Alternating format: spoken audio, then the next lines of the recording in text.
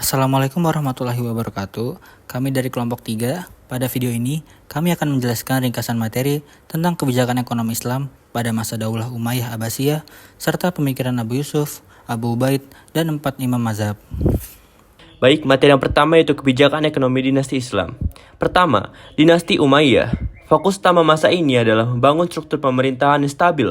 Muawiyah membentuk administrasi negara dan sistem pos.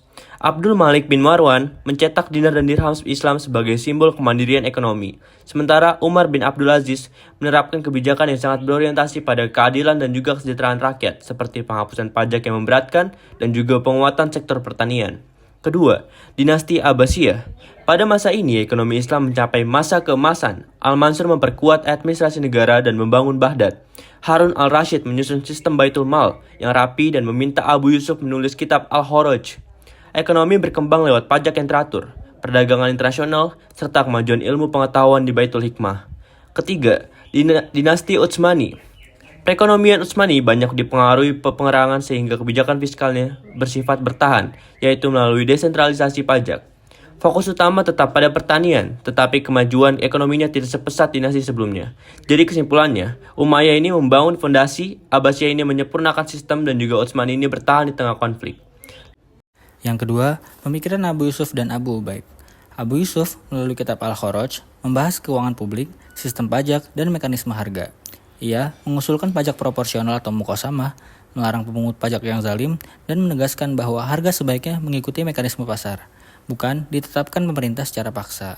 Abu Ubaid lewat kitab Al-Amwal menjelaskan sumber pendapatan negara seperti zakat, ghanimah, kharaj, dan jizyah. Ia menekankan keadilan pajak, pengelolaan Baitul Mal yang transparan, serta larangan intervensi harga kecuali untuk mencegah penipuan dan monopoli. Relevansi dengan Indonesia, yaitu prinsip Abu Yusuf terlihat pada pajak penghasilan, PBB yang mirip kharaj, biaya impor seperti Husyur, dan PNBP SDA sebagai hasil bumi negara. Perbedaannya, sistem modern mengenakan pajak juga untuk barang pribadi. Lalu yang ketiga, pemikiran ekonomi 4 imam mazhab. Imam Abu Hanifah mengembangkan konsep akad salam untuk membantu produsen mendapatkan modal awal, kini digunakan dalam pembiayaan syariah. Lalu yang kedua, Imam Malik. Konsep hiyar sebagai perlindungan konsumen dalam praktik modern terlihat pada kebijakan pengembalian barang di e-commerce. Lalu yang ketiga, Imam Syafi'i. Dia menekankan kejelasan akad dan membuka peluang wakaf produktif seperti wakaf uang yang kini dikelola lembaga wakaf modern. Lalu yang keempat, Imam Ahmad bin Hanbal menolak gharar atau ketidakpastian, relevan dalam transaksi online dan menuntut deskripsi produk jelas dan juga transparan.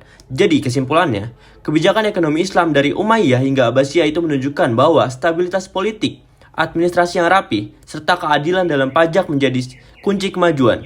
Pemikiran Abu Yusuf, Abu Ubaid, dan juga para imam mazhab memberikan fondasi kuat bagi sistem ekonomi syariah yang adil, transparan, dan juga relevan hingga masa kini. Baik, terima kasih atas perhatiannya. Wassalamualaikum warahmatullahi wabarakatuh.